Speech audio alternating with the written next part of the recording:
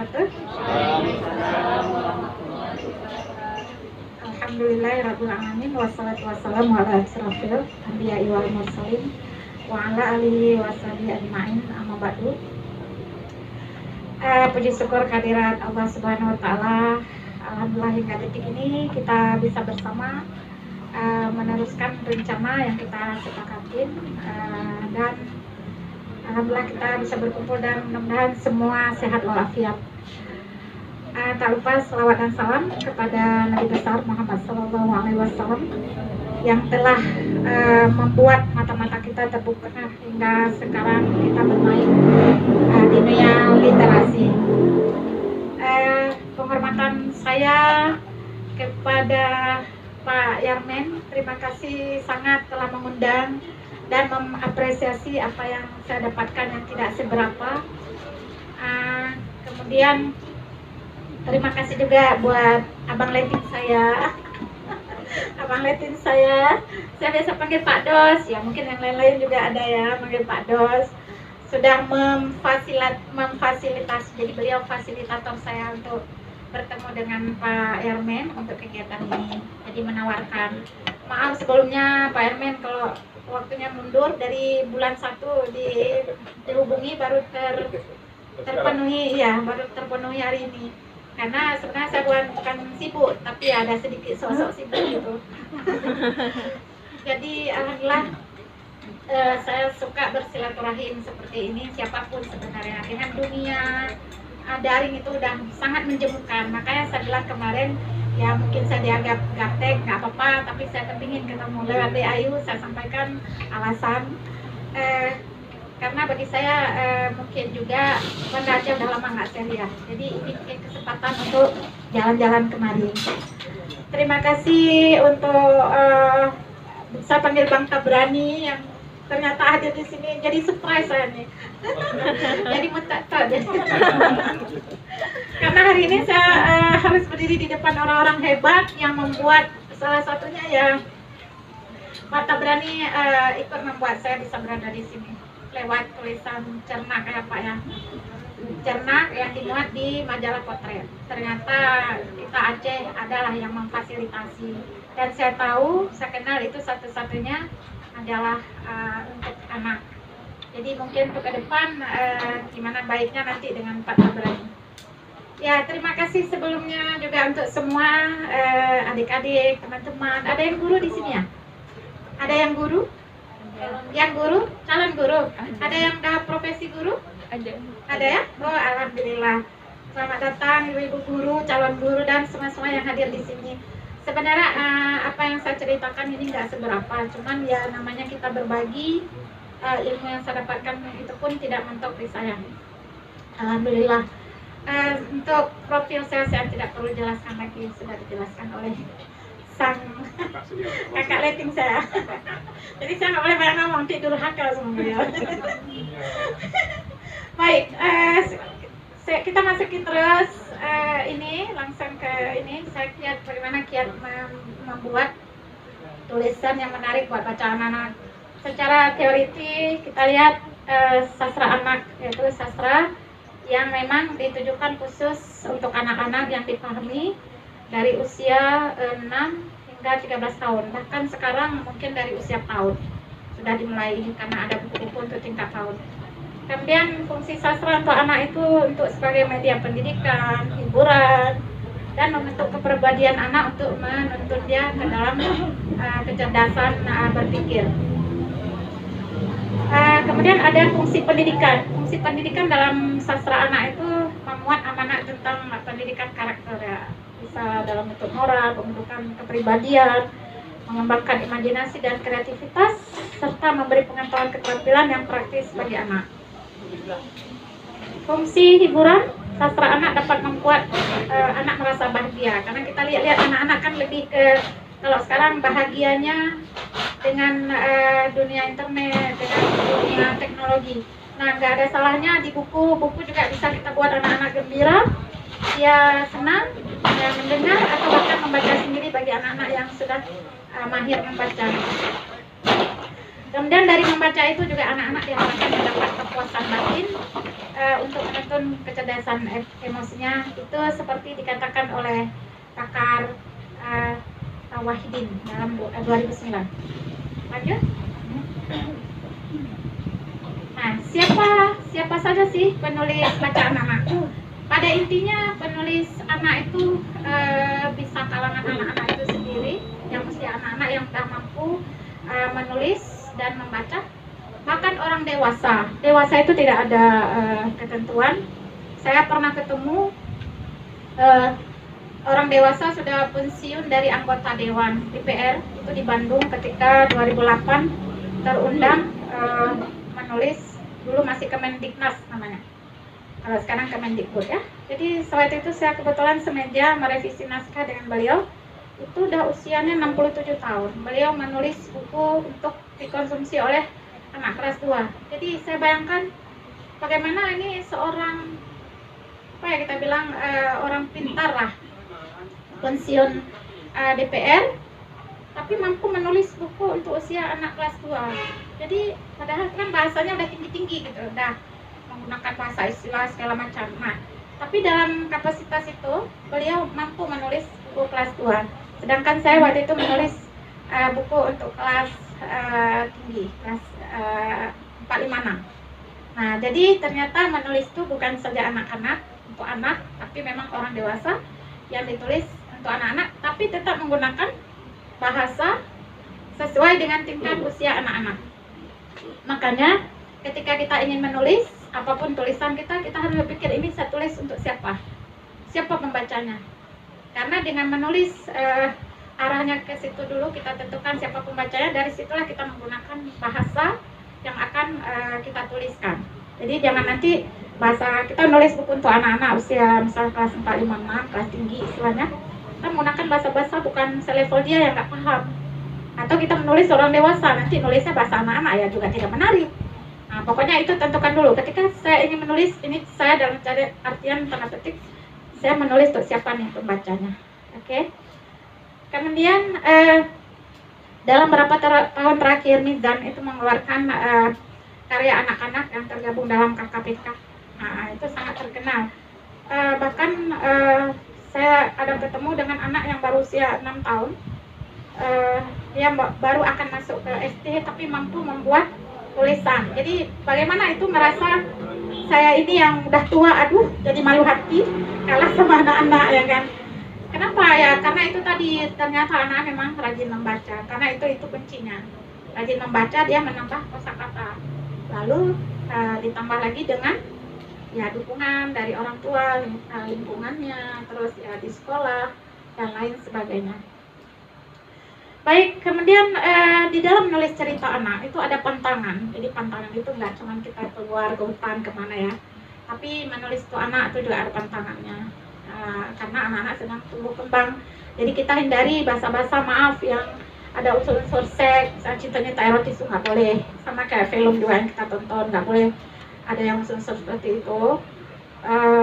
Dan kekejaman, sadisme. Jadi kalau kita cerita misalnya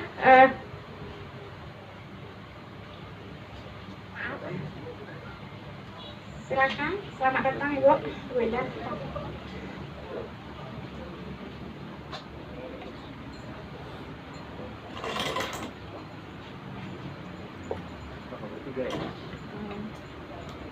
Nggak apa-apa ya ini.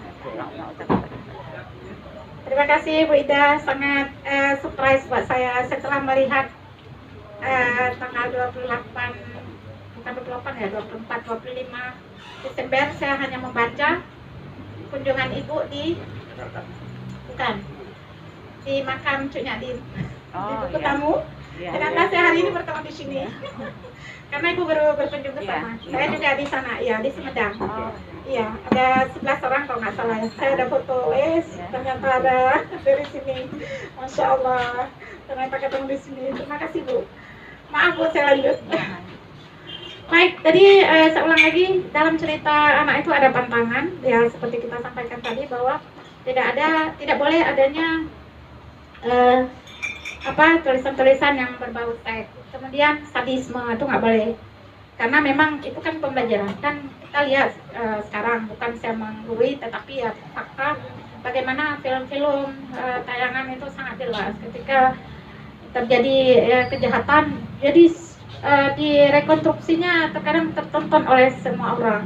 Jadi itu sebenarnya kan pembelajaran. Nah, makanya anak-anak sekarang kan banyak juga pengaruh efek-efek itu dari tontonan. Bahkan ada film-film seperti luar negeri, meskipun itu filmnya apa namanya untuk anak, tapi ada unsur-unsur yang sifat tadi, yang pantangan-pantangan itu dibiarkan aja. Mungkin ya karena negara mereka boleh seperti itu, tapi kita Indonesia masih kental dengan budaya timur, tidak dibenarkan. Nah, makanya dalam nulis untuk anak juga, ketika kita cerita dia marah, nggak perlu kita harus menulis kata-kata yang kasar, kotor. Cukup kita mungkin mengatakan mukanya cemberut lah, ya kan? Jadi cemberut kan pasti bukan orang senang ceritanya nih, pasti orang marah. Jadi gambarannya cukup seperti itu. Nggak boleh kita katakan marah dengan melempar ini, melempar itu, mengucapkan kata-kata yang tidak pantas. Nah, itu kita hindari. Itu salah satu pantangannya. Berikut kita dalam menulis kan pertama yang saya ketahui itu kita temanya dulu, karena bukannya judul ya, tapi ada yang bilang judul dulu. Tapi karena saya sudah terlatih tema, kayak ketika ada yang tanya nulis temanya apa, nah kan kita harus tahu nanti dulu, kembali lagi ke teoritisnya, tema itu apa, judul itu apa. Nah, kita tentukan dulu tema supaya kita fokus pada satu masalah yang akan kita sampaikan, supaya nggak merembet kemana-mana. Nah, umumnya tema-tema yang cocok untuk anak itu yang dalam kehidupan sehari-hari dia, tentang kepahlawanan, petualangan, rekreasi, cita-cita, peristiwa sehari-hari, tentang hewan, tumbuh-tumbuhan yang bisa berbicara seperti manusia dan lain-lain. Karena itu semua nanti ada kategorinya. Misalnya tentang orang tua, kasih sayang, memberi, take and give, memberi dan menerima, dan lain-lain sebagainya. Oke, Ayu lanjut. Oke, baik. Berikutnya ciri-ciri sastra anak. Saya geser sedikit. Nah, sastra anak ini yang pasti cerita anak yang mengandung tema yang mendidik. Ya, tema mendidik kan bermacam-macam, yang dapat membuat perilaku dia menjadi lebih baik. Yang anak-anak sedang dalam masa pertumbuhan, dia juga mendapat ilmu-ilmu yang apa yang dia baca. Kemudian alur dari ceritanya itu tidak berbelit-belit, tidak boleh ada seperti cerita orang dewasa. Lagi cerita-cerita duduk ini tak terbayang 5 tahun yang lalu, ya kan? 10 tahun yang lalu. Nah, lama banget kan gitu. Nah, di dalam cerita anak nggak boleh alur mundur terlalu jauh. Paling dia ingat beberapa saat tadi. Oh ya, misalnya dia ada bawa, oh ya, tadi kan mama saya bilang begini sebelum saya berangkat sekolah. Jadi nggak terlalu jauh, sampai belasan tahun, berapa tahun yang lalu kan gitu. Jadi alurnya lurus saja, tidak terlalu berbelit-belit karena sesuai dengan daya tangkap anak-anak. Kemudian menggunakan setting yang ada di sekitar atau yang ada di dunia anak-anak. Jadi latar, nggak usah terlalu jauh bikin ke luar negeri, sementara penulisnya belum pernah ke luar negeri, ya kan? Kalau mau kita misalnya ini latarnya cerita di Unkupi, coba hari ini mungkin kawan-kawan layar dalam tulisan feature kegiatan ini di Unkupi, bisa diungkapkan dalam bentuk tulisan, disampaikan. Latarnya ya udah seputar Unkupi ini, kita ceritakan suasana Unkupi ini klasik, beratapkan tepas, berdindingkan batu bata yang masih polos seperti ini dan lain sebagainya. Pokoknya latarnya nggak usah jauh-jauh dari apa yang kita lihat, kita rasakan. Begitu juga anak-anak, jangan nanti ceritanya dia nggak pernah misalnya pergi ke Malaysia, ada kegiatan, ada rekreasi, nggak pernah. Jadinya ada juga kalanya kalau misalnya lewat film dia bisa menarik, tapi kalau baca kadang-kadang anak saya nggak pernah ke sana jadi malas baca. Tapi kalau kita buat cerita yang pernah dia datangi, saya pernah loh berada di situ, sana ini, apalagi lihat gambar-gambar, jadi dia terpacu terus untuk membaca hingga selesai karena dia merasa pernah berada di sana. Kemudian tokoh dan penokohan. Tokoh dan penokohan itu harus yang mengandung unsur-unsur teladan yang dapat menjadi kembang tumbuh seorang anak ke arah lebih baik. Jadi baca-bacaan yang kita buat inilah ikut mempengaruhi sikap anak-anak. Jadi kalau anak-anak itu menjadi buruk karena apa yang telah dia baca, ya mungkin saya tahu kita ikut berdosa karena sudah merancang tulisan yang dapat membuat perangai anak-anak itu menjadi histeris, jadi tukang marah, tukang cuek dan lain sebagainya. Pokoknya bertentangan. Makanya di dalam memberikan tokoh-tokoh itu harus tokoh-tokoh yang memang dapat diteladani. Kalaupun ada tokoh antagonis yang jahat, nggak boleh terlalu jahat dia. Karena anak-anak itu kan suka kali hal-hal yang dilarang itu yang dia ikutin. Karena antagonis kan jahat umumnya kan, pasti dia akan ikutin itu. Makanya jangan terlalu kita munculkan peran-peran antagonis itu. Ya kan, meskipun harus ada, kalau nggak ada hiburan ya kan, cuma tenang, baik-baik semua. Jadi harus ada yang bertentangan supaya ada tantangan, jadi menarik. Kemudian gaya bahasa. Nah, gaya bahasa untuk anak yang di sini yang kita bahas, anak dari usia 4 sampai 6 tahun, itu usia PAUD. Kemudian ada anak yang kelas 1 SD, itu lain lagi. Lalu ada anak yang 2 dan kelas 3, ada lagi yang 4, 5, 6. Jadi banyak kategori anak-anak. Jadi dengan kategori yang saya sebutkan tadi juga menjadi ketentuan kita di dalam menulis.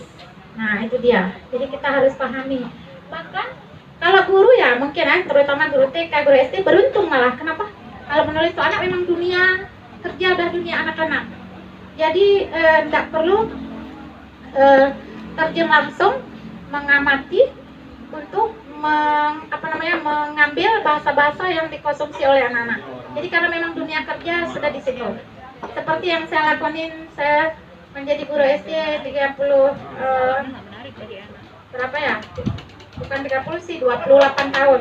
4 tahun terakhir saya baru pindah ke pengawas sekolah. Nah, itu dunia kerja saya. Jadi kadang-kadang muncul cerpen yang saya tulis. Nah, ini ada saksinya datang, Pak Tabrani Yurnis. Itu cerpen-cerpen cernak ya, cerpen untuk anak. Ya saya kirim ke majalah potret yang itu penjajahnya tuh Pak Tabrani, pemiliknya. Itu berkisar tentang apa yang saya hadapi di dalam keseharian saya, pembelajaran saya.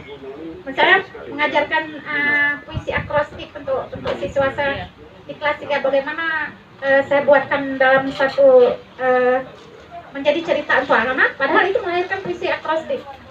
Nah, kemudian ada pembelajaran saya mengajar kreativitas ke siswa, ada kotak daur. Jadi situ juga melahirkan cerpen. Kenapa? Cerpen untuk anak. Karena dalam menyampaikan itu sebenarnya tujuan kita ingin mengabari bahwa pendidikan termasuk pendidikan karakter, kreativitas, memanfaatkan limbah. Ini salah satu loh yang bisa kita olah. Tetapi saya buat dalam bentuk cerita untuk anak, cerpen, cernak. Jadi saya alamatkan ke Pak Tabrani hingga beliau itu mengirimkan ke ilustrator, lahir di majalah. Nah, senang saya kan? Tanpa saya bayar, bahkan saya dapat majalah. Nah, ketika saya dapat majalah ya bukan 1-2 ya Bang ya. Saya todong banyak-banyak. Jadi majalah itu saya bagi ke siswa saya. Jika ada sesuatu anak-anak yang juara, itulah dapat reward dari saya. Atau ada anak-anak yang datang bertamu ke rumah saya kayak lebaran, orang kasih amplop. Kalau saya enggak, saya kasih buku. Jadi mereka malah kegirangan. Ini kalau pergi tempat orang-orang mungkin semua dapat duit banyak-banyak. Kalau saya cuma berikan buku itu dan saya bangga melakukan itu. Oke ya. Kemudian imajinasi dalam jangkauan anak. Pasti anak-anak itu kan punya imajinasi sendiri, sama halnya kita dewasa. Ya mungkin kelasnya beda. Kalau anak-anak kita lihat dia bisa ngomong dengan boneka, seolah-olah bonekanya hidup. Ngomong dengan buku, dengan apa, pokoknya benda-benda mati itu diajak ngomong. Nah, bagaimana kita orang dewasa yang menulis untuk mereka itu, si anak-anak juga melakukan hal yang sama saat kita menulis. Kita bisa menggambarkan hewan ini bercerita, daun-daun berbicara. Itulah dia dunia imajinasi anak yang nggak bisa kita abaikan. Karena itu mereka memang suka. Kita lihatlah kalau film-film kartun bagaimana si ulil, ulat kan, ulat memang menjijikkan buat saya, geli, sedangkan jijik. Tapi ketika dibuat tokoh si ulil dengan lucu, dengan badannya gimana, warna-warni, jadi nggak takut. Padahal itu ulat loh. Nah, kan gitu. Dibeli nama-namanya si ulil gitu kan. Nah, itulah yang namanya imajinasi anak-anak. Dia suka yang dalam dunia imajinasi. Nah, kita lihat ada hal yang harus dicegah dalam sastra anak. Jadi salah satu yang harus dicegah adalah penggunaan kalimat yang komplit dan rumit. Jadi kalau dalam penulisan bahasa Indonesia ada SPOK, subjek, predikat, objek, dan keterangan. Nah, dalam penulisan penggunaan kalimat itu bahasa anak nggak harus begitu.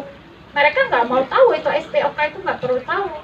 Yang kita inginkan mereka mau membaca buku, mau melihat, terus di situ ada pengetahuan yang menarik buat dia, lalu bisa membentuk karakter seorang anak. Jadi nggak harus seperti kita harus bicara teratur, harus ada pakai pola-pola dengan pakai bahasa-bahasa istilah biar kita nampak keren ya kan. Itu anak nggak penting.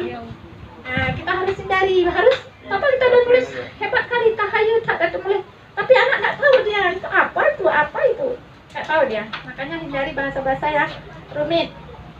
Kemudian unsur kekerasan, sama seperti awal saya ceritakan, tidak boleh ada unsur kekerasan seperti misalnya pemukulan segala macam, kata-kata kasar dan lain sebagainya, kan banyak sekali unsur kekerasan. Kemudian ada lagi unsur mistik, tahayul, nggak boleh bercerita tentang ruh. Kita tulis tuh bahwa begini terbang segala macam hingga anak-anak menimbulkan ketakutan. Akhirnya kita sadar atau tidak sudah membuat dia nggak berani ke kamar mandi, ya kan? Bertoilet kamar mandi di dalam kamar sendiri, nggak berani. Kenapa? Akibat yang tontonan itu, bacaan itu tadi, ya kan? Kita lihat ada film-film, ya itulah ya tugas kita orang tua, meskipun nggak dengan dunia karir segala macam nggak tercover semua anak-anak harus kita jaga. Tapi itulah karena mistik dan tahayul itu kan dapat mempengaruhi kepribadian dia yang tidak mandiri, nanti kemana-mana harus ada pendamping, harus ada pengawal, harus nggak berani karena pengaruh dengan tontonan tadi. Termasuk saya nggak suka horor. Jadi saya juga kalau sempat nonton film-film horor, aduh jadi ketakutan sendiri, makanya nggak suka yang gituan. Kemudian ada lagi dalam sastra anak unsur hukuman. Nah, hukuman ini nggak mesti di dalam cerita anak. Kita sebagai guru, terutama seperti saya guru-guru SD, TK, itu ketika kita memberi unsur hukuman anak pada anak, kan ada unsur pendidikan, mendidik, bukan unsur untuk menyakiti fisik dan lain sebagainya.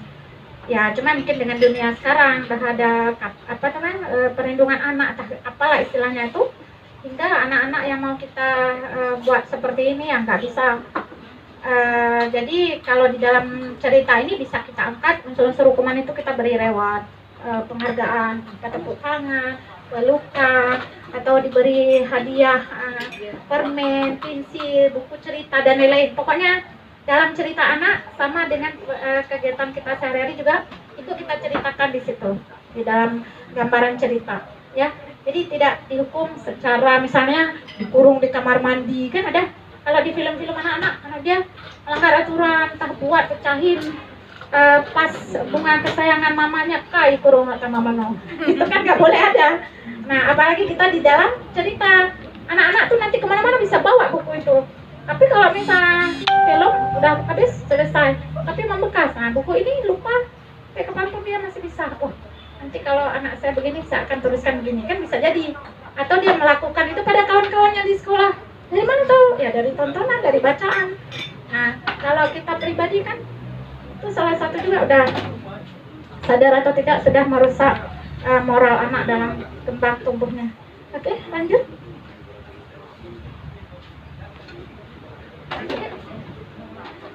Baik, kita lihat tema, kembali lagi ke tema. Jadi tema umum yang dibaca anak-anak itu lebih kepada kehidupan sehari-hari memang. Misalnya keluarga, sahabat, satwa dan tumbuhan, kemudian hobi dia, kesehatan, dan kearifan budaya lokal atau tradisi dan lain-lain. Karena intinya ketika kita menulis anak nggak perlu jauh-jauh, nggak perlu bawa menghayal ke bulan, dia belum pernah ke bulan. kita baca misalnya kan di buku referensi mau terbang ke bulan, di sana kita kayak berada di atas angin, melayang-layang, nggak bisa pijak. Anak-anak itu nggak bisa menghayal, nggak bisa melakukan terlalu jauh. Kenapa? Karena dia nggak pernah melakukan. Tapi kalau cerita anak, besok kita pergi ke mana misalnya, ke gedung tsunami. Di sana kan ada education tsunami-nya. Di sana kita bisa lihat bagaimana terjadi tsunami beberapa tahun yang lalu, belasan tahun yang lalu, bagaimana dan lain sebagainya. Nah, itu ya udah berada di situ. Jadi ketika kita bercerita atau kita tulis dalam bentuk tulisan, dia senang, oh ya, saya pernah berada di sana dengan siapa, dengan keluarga, dengan teman-teman sekolah, di bawah ibu guru dan lain sebagainya. Jadi supaya buku kita menarik, jangan ceritanya terlalu meninggi sesuai dengan imajinasi kita yang penulis. Ini penulis orang dewasa, ya. Tapi kita harus bercerita sesuai dengan imajinasi dia, lingkungan dia yang tidak jauh, gitu ya. Oke, baik. Kemudian di dalam menulis seperti sudah digambarkan dalam peraturan pemerintah 87/2017 itu ada unsur-unsur pendidikan karakter.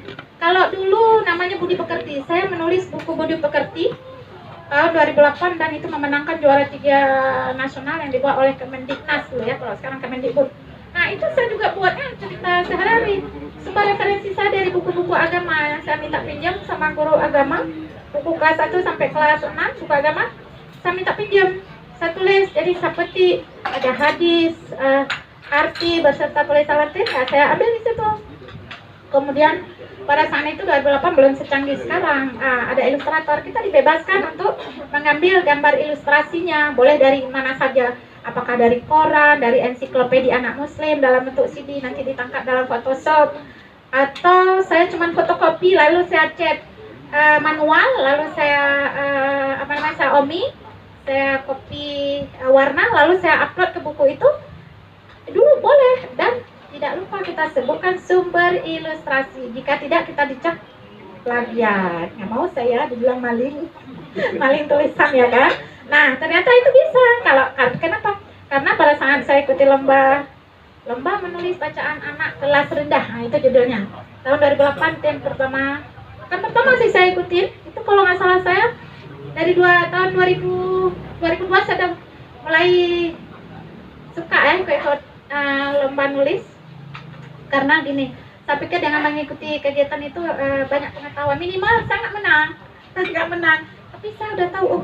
Oh gini ya, kalau saya menang saya tahu diri kan. Oh saya tidak mengikuti juknis. Suka-suka saya nulisnya. Padahal udah dibilang situ fontnya sekian, pakai huruf ini, spasi, margin dan lain-lain. Saya abaikan. Kenapa? Karena saya belum paham kan. Hingga 2002 itu pertama saya memenangkan lomba menulis yang dibuat oleh Dinas Pendidikan Kota Lusnawe, lomba menulis ke guru dan kepala sekolah. Itu saya juara 1. Kenapa juara 1 tahu? Saya menang WO, nggak ada lawan. Jadi nggak ada lawan. Jadi malu saya ketika dipanggil, inilah penulis kita satu-satunya. Ya udah berjadian 3, ya kan 1, 2, 3, apa. Ternyata saya sendiri. Jadi itu kan menang WO kan. Tapi saya alhamdulillah Dinas Pendidikan komitmen. Karena kenapa dibuka kegiatan itu udah hampir 2 bulan. Naskah yang masuk satu-satunya ya saya punya, ya sudah. Tapi saya minta semua 3 nggak dikasih. Harusnya saya semua kan, tapi nggak dikasih. Ambil nomor 1 aja katanya ya. Alhamdulillah. Tapi itu kan cerita lucu, pengalamannya gimana lah. Pokoknya ya seperti itulah. Jadi ketika kita menulis, ada banyak hal yang nggak pernah kita pikirkan akan terjadi di depan mata kita. Ya kan? Jadi ya fun aja kita. Oke, kemudian ini cerita pengalaman. Ya, selip sedikit. 2003 Dinas Pendidikan Provinsi Aceh juga bikin hal yang sama, lomba menulis juga untuk guru dan kepala sekolah. Itu saya nggak ingat lagi karena pengumumannya udah lama, 8 bulan. Dulu nggak secanggih sekarang lewat dunia online, jadi harus ikuti serambi terus, ya kan. Saat itu saya baru pulang dari mana ya, 2003. Pokoknya saya nggak ada, baru pulang dari luar daerah. Jadi ada kawan yang bacain pengumuman di Serambi dalam kotak kecil. Kemudian ada nama saya, diceritain, ada ini katanya, dulu SMS ya, nggak ada WA seperti ini. apa nih, saya pun nggak tahu menang apa ya, masa orang udah ikut lomba nggak tahu saya. Ternyata ada 8 bulan baru keluar pengumuman, dan alhamdulillah waktu itu saya tulis tentang perjalanan sehari-hari juga, yang bertemakan dulu budi pekerti ya namanya, Pak, sekarang karakter. Ya alhamdulillah saya dapat juara 2. Padahal ketika saya kirim buku itu saya bilang, saya ngomong sama buku, kamu kasih rezeki buat saya, kecil aja, juara 6. Dia berapa ya? 750.000. Ini kan motivasi, duit itu motivasi. Saya nggak bohong ceritanya kan. Kenapa? Jadi saya belum segitu loh, 100.000 aja belum saat itu. Tapi 750.000, aduh berapa bulan gaji saya nih ngumpulnya kan gitu. Maklum lah PNS. PNS beranjak dari 2A karena saya dulu lulus PNS lewat SPG. Setelah lulus SPG, dan kemudian begitu keluar pengumuman dalam satu forum rapat di Dinas Pendidikan karena mau bagi rapor. Saya telah datang waktu itu karena saya baru pulang dari Medan karena maaf bukan curhat ya, saya alurnya bapak anak-anak saya itu opname, dia limfoma Hodgkin di ada Malik selama kanker kelenjar getah bening. Nah, selama 4 bulan dia ada Malik. Jadi saya pulang terbirit-birit karena harusnya saya ke rapor. Nah, kawan-kawan kan mereka cepat siap. Jadi semua guru kumpul di dinas. Saya yang paling telat. Begitu saya datang di lantai 2 hampir jatuh. Semua pada belok saya. Apa nih? Selamat. Orang pakai lipstick AB belepotan di jilbab saya. Ibu-ibu dipeluk. Ternyata begitu saya datang, ini dari tadi ditunggu dipanggil. Ternyata keluarlah pengumuman itu. Yang udah 8 bulan gak pernah saya pikirkan lagi. Ketika dibilang juara 2, aduh tersempur saya. Kenapa? Saya cuma bilang sama buku, kamu juara terakhir aja, juara 6 juga boleh, nggak apa-apa. Karena saya dapat uang 750. Ternyata saya dapat uang 3.550.000. Wow, berapa tahun gaji saya habis sebanyak itu. Ya, tapi itulah namanya menulis, kita nggak munafik bahwa menulis banyak hal. Bisa karena duit, karena kesenangan, terus tempat ekspresi kita, pelarian dan lain sebagainya. Ya, oke, kembali ke sini. Nah, ini kita lihat ketentuan isi. Maaf dulu sebelumnya. Saya berapa menit ya? Soalnya kalau nggak direm ini kebanyakan. Moderator juga nggak bilang tadi. Berapa menit? Nggak apa-apa. Nggak banyak ya. Terakhir 9 slide itu penutup. Oke, ketentuan isi buku PAUD. Nah, ini kan tadi kita udah tahu bahwa menulis itu untuk anak dimulai dari usia PAUD sekitar 4 sampai 6 tahun. Jadi ada ketentuan isi bukunya. Nah, yang pertama itu faktanya sederhana tentang diri sendiri, lingkungan. Misalnya nggak usah jauh, cerita tentang jari, ya kan? Kan dari diri sendiri ada yang terdekat. Kalau kuku panjang, kenapa? Apa efek dari segi kesehatan dan lain sebagainya? Gigi, kalau kita nggak gosok gigi, apa yang akan kita rasakan? Rambut, kalau kita nggak sering tidak merawat, nah siapa yang akan datang? Parasit, kutu-kutu, gimana? Itulah dari dekat-dekat aja. Nggak usah jauh-jauh. Jadi kalau misalnya dia tidak mengikuti, tidak mendengar nasihat orang tuanya, apa yang akan terjadi dan lain sebagainya. Pokoknya dengan diri sendiri yang tidak perlu jauh-jauh, seperti kita gambarkan tadi. Kemudian buku kalau kita buat untuk usia PAUD, tokohnya manusia. Pasti itu hewannya jangan, ya hewan lah maksud saya. Tapi dia berbicara nanti, hewan itu bisa berbicara seperti manusia, ya kan? Kemudian tumbuhan juga akan bisa bercerita, berbicara seperti manusia. Itulah imajinasi anak-anak. Dan benda yang berperilaku seperti manusia, kita bisa lihat di TV, film-film, gimana film-film animasi, pensil, bisa ngomong, lari, bercerita, tak gimana lah. Pokoknya itu benda-benda sekitar yang digunakan. Lalu bahasa didukung ilustrasi warna. Nah, ini saya garis bawahi. Kita kesulitan, ini di Aceh, saya nggak bilang Jawa. Kalau Jawa itu kawan-kawan saya komunitas penulis itu udah hebat-hebat kali. Bahkan dia penulisnya, dia covernya, dia ilustrasinya, wis keren banget. Kenapa? Tapi sangat langka. Nah, karena di sana ada tempat kita belajar. Tapi di Aceh saya belum ketemu. Ya, tapi nggak tahu ya dalam forum ini. Setelah beberapa lama saya nggak pernah ketemu, kali aja nanti ada informasi. Kita di Aceh kesulitan ilustrator yang mampu menggambar sesuai dengan karakter anak-anak. Nah, karena kita penulis cuma memberikan naskah tulisan, gitu kan? Saya boleh buku saya tadi? Maaf, nggak sama ini tadi sama dia. Resmi.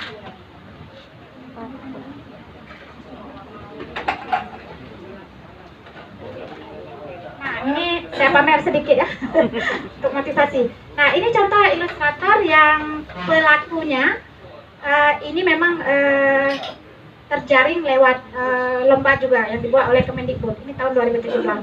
Jadi saya ngambil seri pengenalan budaya Nusantara ini bertemakan legenda.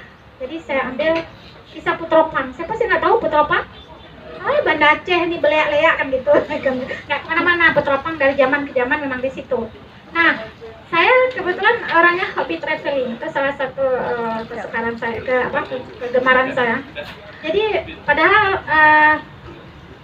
situs-situs itu kan biasa, dari kecil saya udah lihat. Tapi ketika saya datang dalam kapasitas saya sebagai penulis, itu sebenarnya saya lagi menggali ide namanya. Jadi saya menggali, mencari ide apa yang bisa saya angkat. Di Banda Aceh ini Masya Allah cukup banyak Bu yang bisa kita angkat. Makanya kita harus tahu dulu apa yang kita ini. Oh, ini temanya, pilih dulu temanya. Nah, ini saya ambil temanya tentang cerita legenda. Kan dia di situ kenapa sih ada gunungan, ada dengan segala pemandian dan lain sebagainya. Dari situ ternyata ketika saya tulis banyak sekali harus saya susuri. Sampai saya baru tahu bahwa anak dari Iskandar Muda itu Merapuk ternyata ada di komplek makam Kerkop. Nah, ya Masya Allah, saya dari situ tahu.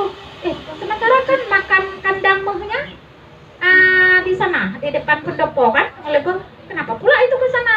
Kenapa yang lain-lain di sini? Kenapa itu dipisah? Nah, di situ saya menemukan dua versi bacaan dan cerita yang saya dengar.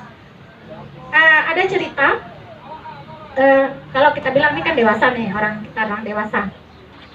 Merah Pupuk tuh katanya dia selingan dengan Dendayang Layang. Jadi kan Iskandar Muda kan marah sekali beliau. Jadi itulah raja yang sangat adil. Lalu kan menentang ajaran agama cerita, hingga beliau langsung memancung sendiri anaknya.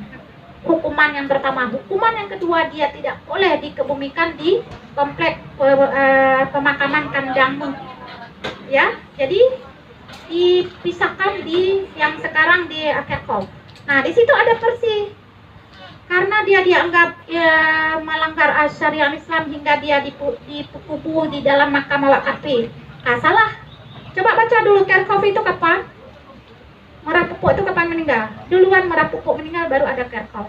Jadi itu kebalik-balik, itulah gunanya membaca. Jadi saya pun tahu persis cerita itu saat saya menulis ini. Nah, karena yang utama M kurang M sama dengan O. Menulis tanpa membaca sama dengan omong kosong. Nah, ya kan? Nonsense. Makanya saya tahu nih, tapi saya tetap harus baca. Bukunya nggak satu, banyak. Nah, di sini ketika saya mengikuti lomba, saya ikutkanlah lomba ini. Dan kebetulan ini seri lombanya untuk Sumatera. Karena waktu itu 2017 diambil per pulau. Kita di Sumatera ada 2017 ya. Saya sekarang nggak tahu apakah ada bertambah. Itu ada 10 provinsi di Pulau Sumatera. Cuman yang nggak ikut Medan Palembang karena dia udah bergabung lebih dulu dengan Jawa. Jadi adalah 8 provinsi. Kemudian dibuat lomba nasional nih. Tapi khusus untuk yang berdomisili di pulau itu, di pulau kita nih, Pulau Sumatera. Jadi para penulis diminta dua naskah. Nggak dummy, artinya nggak ada contoh buku, dummy itu istilahnya. Tapi naskahnya aja kirim beserta ilustrasi gambar-gambar. Jadi saya kirim satu adat perkawinan Kota Lusmawe dan Aceh Utara, garis miring Aceh Utara, karena itu kan satu ibu bapak dulu hingga akhirnya berpisah kan gitu. Kemudian saya kirim ini satu, ternyata terpilih ini. Nah, sadar diri saya, ternyata saya salah ya. Gak layak loh dibaca sama anak tentang perkawinan. Nah, kan jadi tahu kan, baru sadar saya. Kenapa naskah saya ini dipilih? Saya nggak perlu tanya sama orang, harus berkaca diri, introspeksi saya.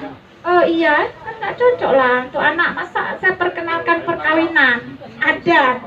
Ya layaknya itu dibaca oleh anak SMA, mahasiswa, ya kan? Nah, itu dia, makanya menulis untuk anak tidak semua cocok, ya kan? Harus tahu tadi ini nulisnya untuk siapa. Ini ada cerita, bukan cerita doang. Ketika saya kuliah di Pasca, Saya adik letting dengan beliau, adik letting oma-oma. Jadi almarhum Pak Asbal Asmat, beliau waktu itu masih menjabat menteri HAM. Kebetulan saya bandel, jadi di ruangan sliding jadi saya dinobatkan jadi komtingnya. Jadi beliau mentang saya, Samsiah, kamu bikinkan cerita kisah Putroneng untuk bacaan anak. Pak, Bapak jangan suruh macam-macam ke saya bilang gitu kan. Karena saya tahu Putroneng itu kayak mana menjelaskan ke siswa, ke anak dengan lintonya sampai 99. Oh, nggak boleh itu Pak, harus bisa. Pak, Bapak jangan paksa saya jadi orang bodoh. Saya bilang itu saya lagi buang-buang bodoh-bodoh saya di sini di MBBSI. Kenapa? Karena itu cerita kan kayak kita cerita awal tadi ada bau seksual ya kan. Nggak boleh, meskipun itu ada ceritanya kan. Nggak boleh untuk anak, maksud saya dengan usia anak. Tapi kalau untuk SMA mahasiswa saya siap. Nggak boleh untuk anak, nggak bisa Pak. Bapak nggak kasih nilai saya materi Bapak nggak lulus juga Bapak. Kenapa gitu saya bilang? Karena memang itu tidak semua cerita yang layak diangkat untuk dibaca oleh anak. Makanya kita harus bijak, harus pintar memilih. Yang pasti Putroneng itu nggak bisa. Kalau kita menyembunyikan itu udah hilang alur ceritanya. Yang cerita yang sebenarnya itu kan ada situs, nggak bisa kita buang. Kalau kita nggak kita buang artinya kita sudah menghilangkan sejarah. Salah dan nyolok, ya kan? Makanya saya ini ternyata beliau memang ingin lihat saya, sejauh mana saya menguasai teknik menulis untuk anak. Saat itu kapan dibilangnya udah lama-lama mentingak loh Hanale. Jadi bala cerita. Oke, jadi intinya jadi Ayu bisa jadi gagang mix saya sebenarnya. Oh, boleh. Kan kemarin bilang kok ada yang bisa dibantu. Hari ini rupanya banget. Kenapa? Karena saya harus pegang ini. Nah, baik. Jadi saya jelaskannya bukan lagi orang muka ubat. Jadi intinya kan saya nggak cuma teori itu nanti untuk peserta bagikan aja. Kan teori bisa dibaca. Saya cuma menjelaskan ini. Nah, ketika menulis untuk anak, kita mahal ya, ibu-ibu kan mungkin kalau ke Gramedia kita alhamdulillah, kok mahal buku anime, padahal cuma berapa halaman, tapi ibu harus pelajari. Ini dibuatnya full color, nah, ya kan? Penuh warna. Nah, itu saya buka suka-suka, kalian lihat, semua lihat, ada nggak kertas putihnya? Nah, inilah yang membuat dia salah satu mahal, ya kan? Kedua, coba lihat kertasnya ini berkilat-kilat, karena pakainya art paper atau kita biasa glossy. Ini mahal kertas glossinya. Kalau saya pakai 20 on glossinya oleh Floribet, ini 20 on. Tibalah yang banyak-banyak misalnya kan? Nah, belum lagi warna-warni itu. Itu salah satu buku anak mahal. Nah, jadi punya nanam buku-buku long yang kalian ini tadi men berapa abang taksir tadi bukunya bang? Ini abang yang buka nih. Price tadi Minimal 150. Itu beliau bilang buat saya ya. Seperti itulah kenapa buku anak mahal. Dan jadi full color, gambar-gambar yang menarik, tokoh-tokoh yang ditampilkan ini spesifik syarat dengan budaya lokal. Kita menulis jangan pernah malu menggunakan bahasa daerah. Ceritanya ada di saya berbuka. Jadi maaf ya jualan obat. Di atas ya.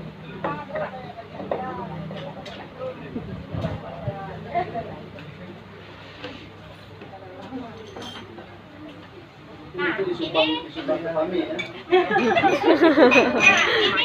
ini mungkin ada yang lihat, siapa ada pernah lihat Nintep? Pernah mungkin lihat covernya?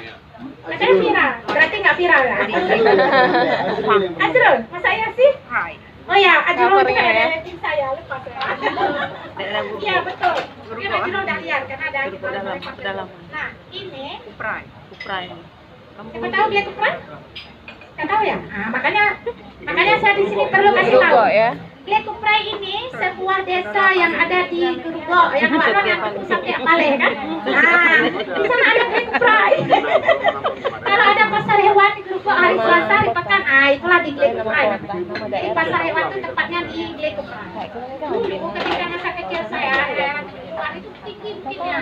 Hingga sekarang kan sudah beraspal, lama-lama ya nggak terasa lagi. Tapi cerita ini bermula kisah kehidupan masa kecil seorang yang berdiri di depan ini.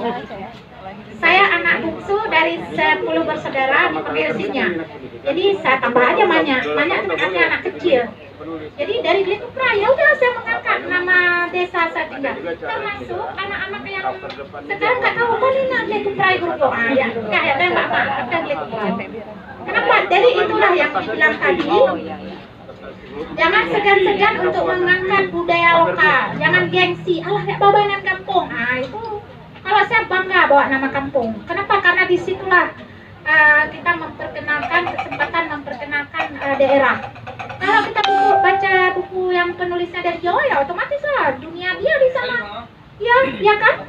Cerita tentang Jawa kita baca enak, tapi kita nggak tahu. Tapi kalau sini ada pula bilang kan kampung dong ya, kok tiba-tiba nagli kupra ya? Dia rupanya nggak tahu bahwa itu ada kupra. Jadi, nah ini cerita si Maya nih salah satu buku lomba sayembara menulis Balai Bahasa Provinsi Aceh. Jadi memenangkan juara 1 2019. Ingin tahu kenapa dia menang? Mengalahkan banyak lainnya. Ada saingan. Karena nggak ada saingan juga. Saya nanyanya sambil ketawa soalnya. Saingannya ada Bu. Iya. Tapi ya mungkin ini tahun keberuntungan saya. Iya. Kenapa? Ini 2019. 2018, 2017 saya mengirim naskah kedua 1 dan 2. Ini ketiga. Kenapa? Saya malu hati nggak menang. Masa saya penulis nasional pilihan Kemendikbud 22 tahun 2017 2018 nggak menang. Masa di Aceh saya kalah apa nih? Ya kan? Nah, jadi pas satu hari Pak Muiz kepala Balai Bahasa, beliau masih nggak sekarang? Masih ya? Jadi saya tahu dari Iqbal, kebetulan dia adik-adik dari juga bahasa Indonesia di Unimal, bukan di Unimal, salah di IAIN, itu masih STAIN. Jadi mereka punya program mengundang lah Pak Muiz itu dari Balai Bahasa. Jadi sebenarnya saya nggak boleh ikut karena saya bukan mahasiswi kan. Nah, tapi saya orangnya beginilah. Ketika saya tahu itu ada ilmu yang ingin saya dapatkan, saya akan mencari ya lewat panitia siapa gitu kan. Saya nggak perlu nih minta makan minum, nggak perlu. Yang penting saya berada di dalam ruangan itu. Itu mungkin saya terlalu ego atau gimana lah. Pokoknya itulah saya kan. Nah, ketika dalam acara pembukaan waktu itu dihadiri oleh rektornya Ustaz Akifudin. Beliau nampak saya dari jauh. Ini ada Ibu Samsia, penulis nasional, menang-menang. Ya Allah, Bapak ini udah sibuk di atas mimbar. Ayo bangun. Saya lihat kiri kanan. Ada kawan, kalian Wiunundro nih, udah. Saya malu hati karena saya bukan orang terdaftar gitu ceritanya, orang dah tua kok bergabung. Tapi itulah. Jadi ketika itu udah terungkap siapa saya yang dibilang oleh Pak Akifudin, ya udah. Jadi kesempatan saya bercerita dan kesempatan saya bertanya. Jadi saya tanya sama Pak Muiz, saya cerita bahwa saya 2017 2018 saya kirim naskah ke ini lomba tapi nggak pernah menang. Apa sih rahasianya? Seleranya apa? Itu dia saya tanya. Yang mana ini tangannya itu ya? Kenapa? Karena yang saya kirim naskah 2 kali itu saya mengikuti selera nasional. Selera nasional dia suka cerita fiksi sejarah. Nah itu pegang ya, fiksi sejarah. Nah termasuk ini yang saya pegang. Ada buku tadi yang apa tadi judulnya mencari tempat tinggal tinggal di Aceh ya, itu dalam karena kami nggak dicetak seperti ini oleh Kemendikbud mungkin karena biaya terlalu mahal. Jadi kami dikasih ini saja, saya mencetak pribadi tapi belum selesai. Lagi butuh donatur juga. Kali aja Pak Deos nanti bisa mendonasi. Udah, jadi kalau orang-orang nasional dia suka fiksi sejarah. Nah ternyata begitu saya tahu Balai Bahasa Aceh dia suka fiksi murni. Nah, makanya udah tahu kan saya 2019 garap lah. Ya udah masa kecil saya aja, ngapain jauh-jauh. Ceritalah masa kecil saya. Bu, ini nanti cuma ibu ya bukunya pas yang terakhir.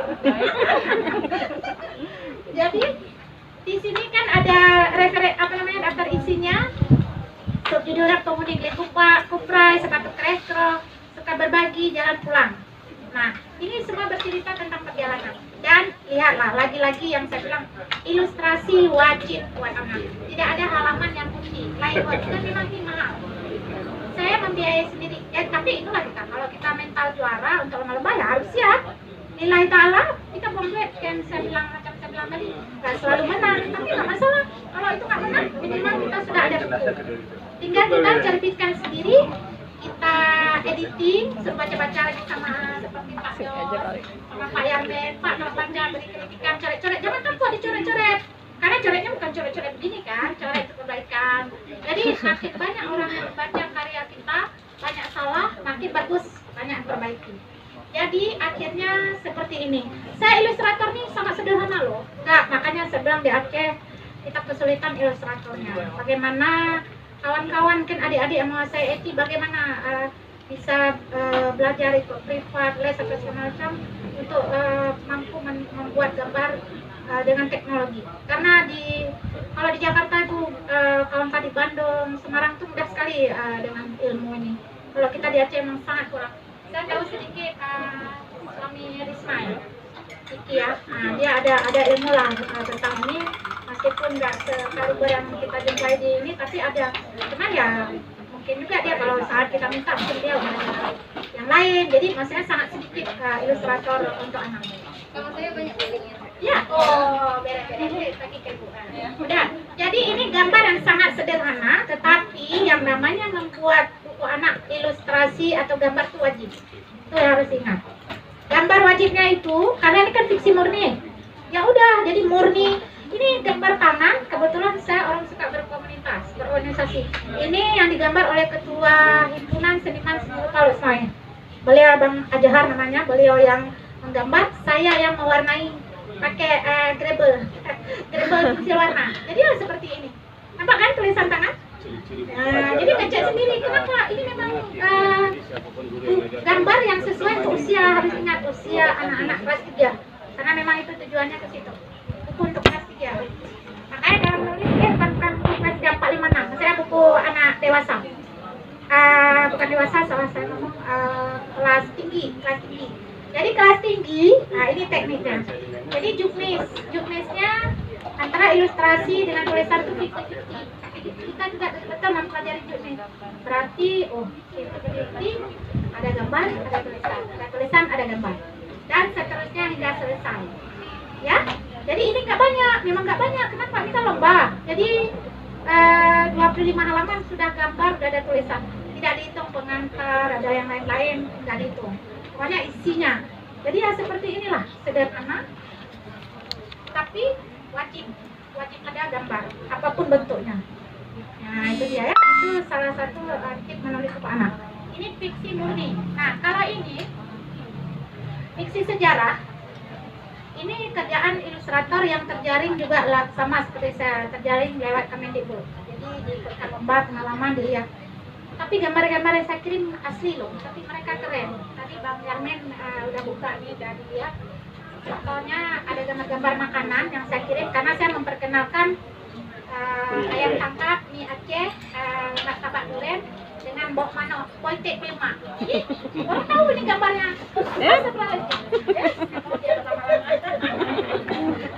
Saya kelamaan ngomong. Nggak di warning, nggak kuat lagi ya. Iya. Gimana jadi? Jadinya ketika diilustrasi tahutnya itu di tangan ilustrasi, masya Allah. Setengah kartun, setengah gambar asli, jadi terlihat semua. Saya tinggal kirim gambar-gambar rumah Aceh, termasuk mana ya tadi masjid yang berpayung. Nah ini masjid dengan payung elektrik. Saya kirim gambar asli, tapi bagaimana si ilustrator ini memang sangat mahir. Dia bisa membuat gambar masjid itu antara nyata dan gambarnya yang disukai anak-anak kayak gaya gambar-gambar kartun gitu. Tapi halaman itu jadi halaman favorit Abu Jaini itu pasti. Yang mana? Halaman itu jadi halaman favorit Abu Jaini Abdullah gitu. Karena beliau yang ini. Karena dia yang punya gagasan. Oh gitu ya? Oh masya Allah. Iya bisa jadi. Dan buku ini memang alhamdulillah banyak sekali pengalaman karena ketika buku ini terpilih banyak PR kan penulis ini. PR-nya antara lain kami harus merekomendasikan tiga narasumber yang mengetahui persis alur cerita ini. Jadi pengalaman Kemendikbud sudah pernah terjadi, buku udah dicetak, tiba-tiba ada yang protes bahwa isinya tidak seperti itu. Karena ini kan nggak bisa main-main, sebab ini berhubungan dengan situs peninggalan, kebakalan. Hingga pada saat itulah kami penulis ini dimanja. Artinya kami difasilitasi 4 hari nginap di hotel Banda Aceh. Padahal saya keluarga di sini banyak kan, tapi karena difasilitasi ya udah nikmati aja Bu ya, hotel gratis. Udah difasilitasi lagi mobil rental, dikasih kami jajan lumayan loh, 1 hari 1 juta, 4 hari, wow, siapa yang nggak mau kan, itu gaji saya berapa itu. Nah kemudian kami sudah merekomendasikan 3 orang. Jadi saya ambil waktu itu ada kepala apa tadi Pak? Almarhum Pak Rusdi Sufi dari Kepala Kertas, ada Pak Mawardi dari PDI. Ya, kemudian saya ambil lah, saya perkenalkan bahwa saya alumnus MPBSI. Saya rekomendasikan Pak Rapli Gading. Jadi biar tahu kenapa itu saya didampingi oleh salah satu dari Kemendikbud. Jadi kami jalan difasilitasi segala macam sampai buku. Saya mau fotokopi buku referensi karena datang ke sana datang kemari ada buku-buku yang dapat mendukung tulisan-tulisan berikut. Difasilitasi juga, dibayar biaya fotokopinya. Iya.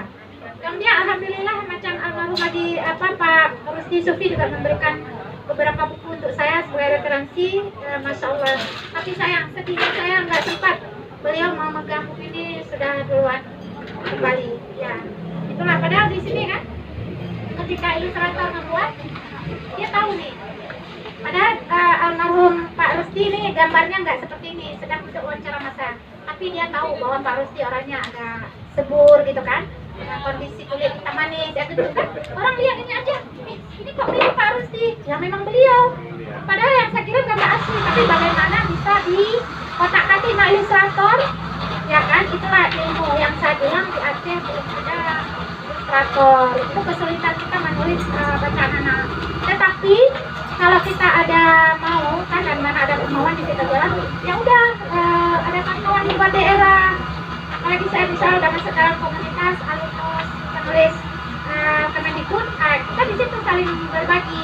Ya sesanggup kita, ini sekian harganya, ini sekian, sanggup Kak? Sanggup lanjut Kak, sanggup kita cari yang sesuai kantong. Oke, jangan dihabiskan dulu semuanya, nanti khawatirnya pertanyaan lagi. Oke, jadi maksudnya gimana nih? Oke, jalan sedikit lagi. Ketentuan isi buku kelas 1 saya jelaskan sedikit. Faktanya sama seperti tadi cerita fakta, prosedurnya sederhana, habis itu tokohnya manusia pahlawan, farmasi, alurnya sederhana dan sudah mulai berpola. Artinya sudah nampak kalimat yang menggunakan tanda-tanda baca. Kalau di PAUD tadi nggak perlu tanda baca. Yang penting tulisannya udah ada, nggak perlu tanda baca. Nanti font besar kecil huruf juga terpengaruh dari tingkat jenjang yang kita buat. Jumlah kalimat jumlah kata dalam satu kalimat juga menjadi satu ketentuan. Jadi bukan suka-suka kita. Kalau lihat dikit, kok pendek ini kalimatnya, bahasanya begini. Memang begitulah. Bahasa kita kembali jadi anak-anak. Bahasa sangat sederhana.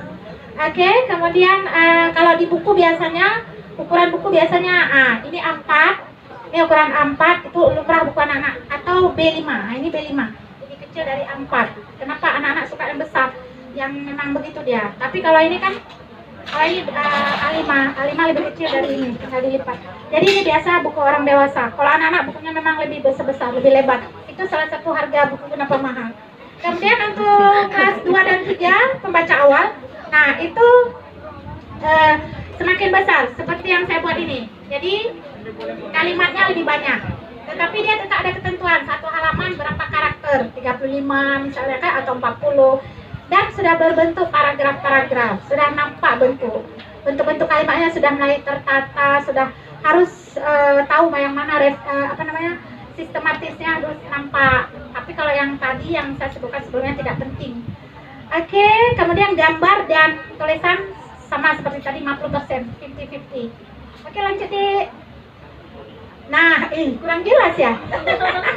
Ini sebenarnya beberapa contoh cover buku-buku saya yang terbit, baik yang juara 1 nasional, juara 1 provinsi. Bahkan saya menerbitkan karya sendiri, itu cuma nggak jelas ya. Tapi kalau dikasih nanti PDF ini, nanti akan terlihat.